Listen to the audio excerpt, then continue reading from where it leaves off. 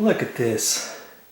This is just popping hinge pins with my nail set, tapping it up there, and all that carbon stuff coming off. And so I'm going to have to clean that off too, because if I leave that on there and try to just wipe it off, and if you don't clean it all off, you think, oh, that's good enough. Trust me, when you rub up your fingers up against the doors and your white paint, that stuff comes off, and now you've got it on the doors, and now you're going to have to go around and wipe it off with your simple green. But hey, do it however you want. I'm just trying to show you a few things that I do to keep everything clean. Simple green, baby.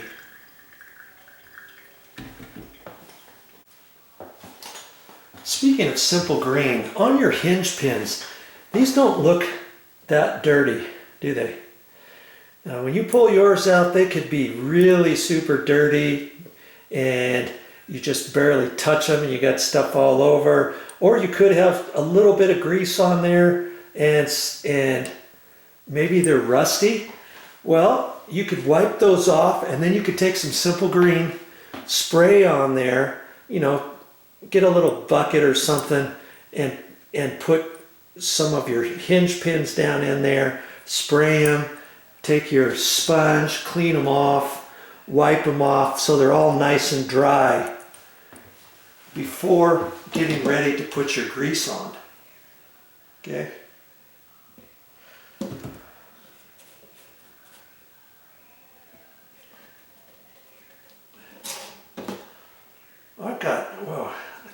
I got a little bit too much grease on that one. You get too much and lots of it comes out the top, and as you tap this back down, it could have a tendency to pop and go on your door casing, and then you're going to have to wipe that off. You know, get a nice full coat on it. You'll get the hang of it once you do one or two doors. Okay, there. Here's another tip for you. I'm in the process of still doing these hinge pins. I've got a lot of doors and I'm only about a third of the way done, but anytime I see something I think, oh yeah, I should have told you about that too, I'm going to tell you. Well, obviously this is a 8-foot tall door. It's got 4 hinges on it, so I got 4 hinge pins.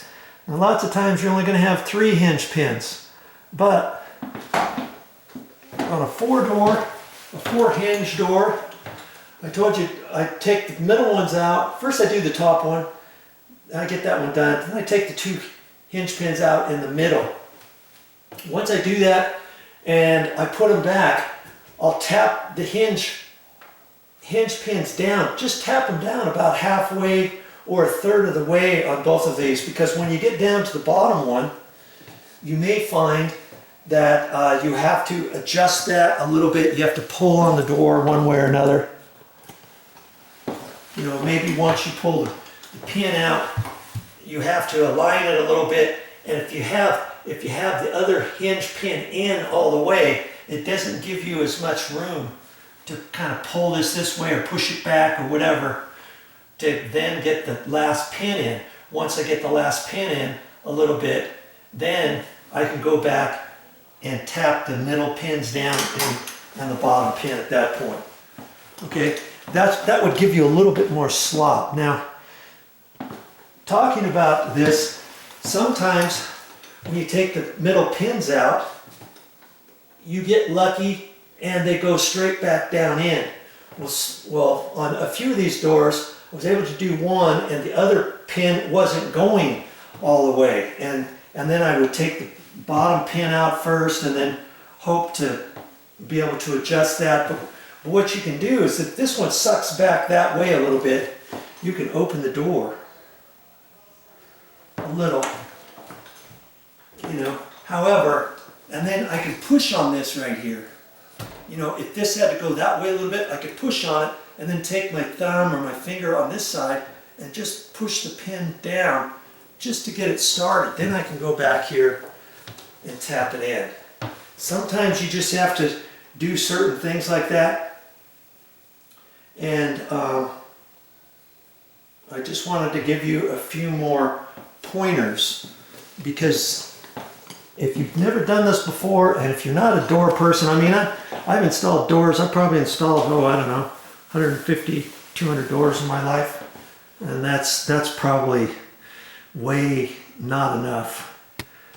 But I don't usually just take the pins out and put grease on them. So that's why I'm trying to give you a couple pointers. And that's why I like to use my cutters too.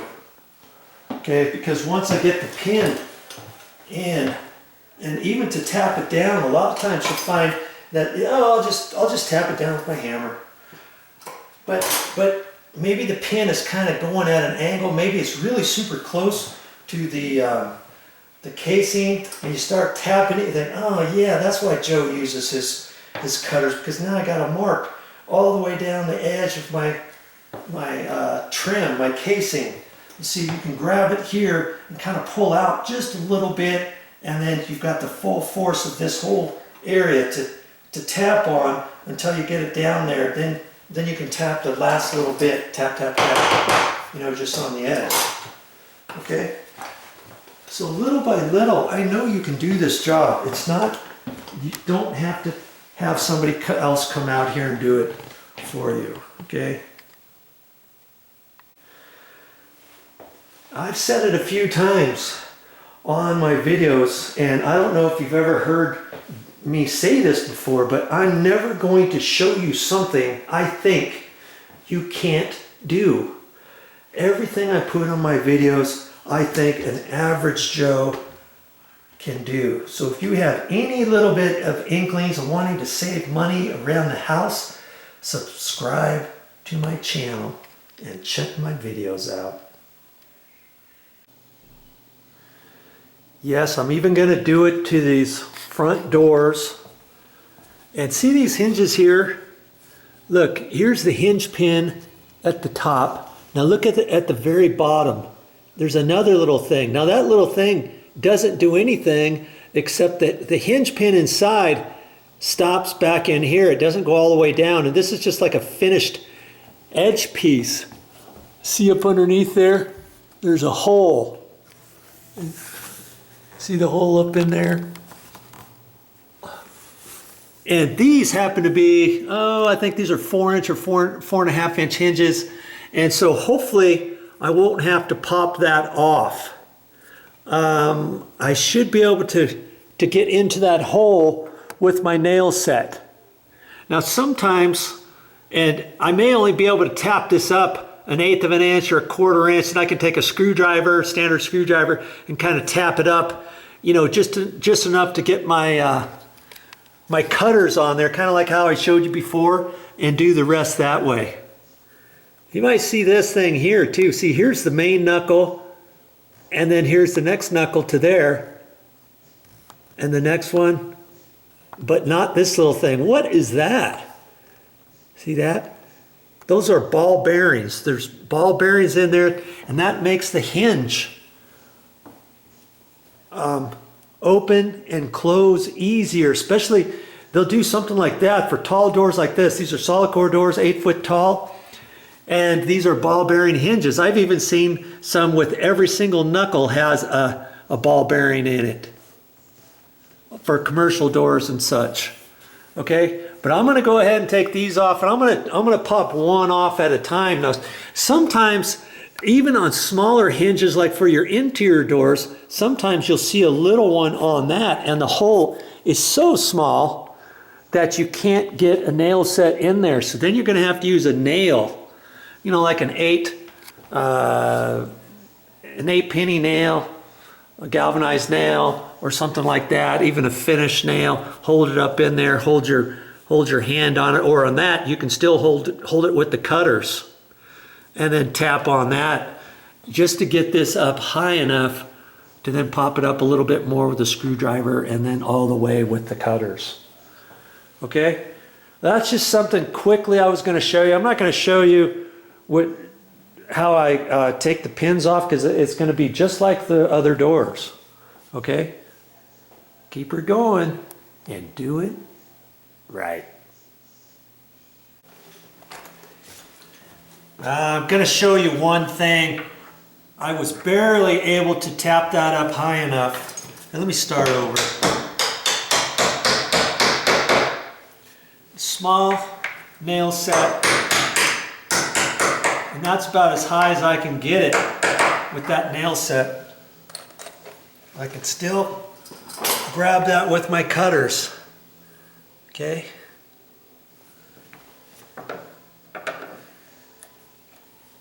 Hang on to it tight. I'm trying to pull it away from the casing, from the door casing a little bit so I don't rub it. And I wanted to show you something on here. This particular one, I can still see remnants of grease on it. And I'm still going to grease it up, but lots of times on this type of door hinge, there'll still be grease on there. But like I say, I'm going to grease it up a little bit more. Lots of times, exterior doors, like your front door, you may not have this. This is kind of unusual. Like if you have a 6'8" tall door, you're going to have 4-inch hinges or 4.5-inch hinges. Let me measure that. That's 4-inch. You're going to have, more times than not, 4-inch tall hinges, but chances are your hinge pins aren't going to have much grease on it, and you're probably not going to have the ball bearing style on there. This has a little bit of grease on it, but since I'm working on it, I'm going to go ahead and grease it up anyways and put it back in there one pin at a time, I guess. Now see this hinge pin? This one here has got a little groove in it. Right there, can you see that? Now that doesn't really do anything on these hinges, but lots of times the ball bearing hinges, you can get NRP, non-removable pins. And that's for like if this door were to swing outside, usually you'll have that like on a commercial door or something like that. They might have non-removable hinge pins, and then there's this little groove right there, and on the back side of that, when you open up the door, there's a little set screw that comes in right in here, and that set screw goes into this. So if you ever try to take those types of hinge pins out, and if they're outside, look for the NRP hinges. And I checked on this one, and there's nothing there. I thought I better check that, because sometimes, even like in this case, they might use NRP hinges. And if you don't know that, you can start trying to tap this hinge pin out, and you keep banging on it, banging on it, banging on it, and it's not coming out. You think, what the heck is going on? Open the door and see if there's a little set screw on the other side. Loosen up the set screw, and voila, this pin will come out. Okay? But for these particular ones, it's not doing it. And see, when I put it back in, it's almost rubbing the casing because of how they installed the casing. It's a fat casing. So when I get ready to put it back in, I'm going to have to grab it hard, and then I can pull it back off of the door jamb or off of the casing and tap it in, and I'm not even hitting the edge of the casing at all. Okay?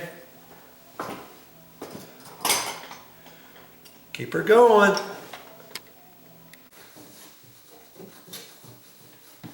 That's all I got for this time. But I'll be back with more videos.